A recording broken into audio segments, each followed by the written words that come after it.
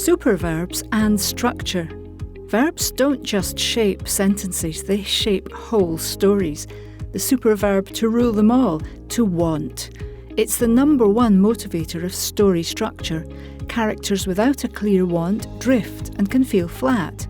And the number two motivator, dread. What do they dread if they fail to reach their goal? If they can just shrug and move on, there's no cost of failure. The stakes are too low.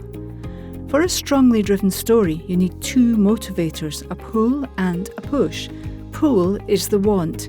Push is what you want to avoid. Let's say your character desperately wants a job. That's their want. They want to avoid or dread losing their home because they can't pay the rent. Those are high stakes. So as a writer, you need two tactics to ramp up momentum and conflict. 1. Give your character a clear target to run towards.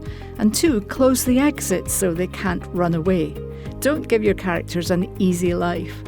This pull-push dynamic is also true for scenes. Here's a simple way to structure a scene, often used in drama improv. Character A wants something. Character B wants the opposite. Brainstorm what tactics A and B might use. Make A and B equally stubborn. Instant conflict.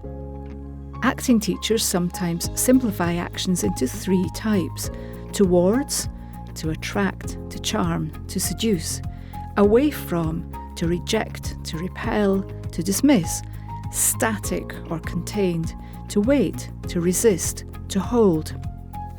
Dynamic actions don't have to be physical, they can just as easily be psychological or withholding.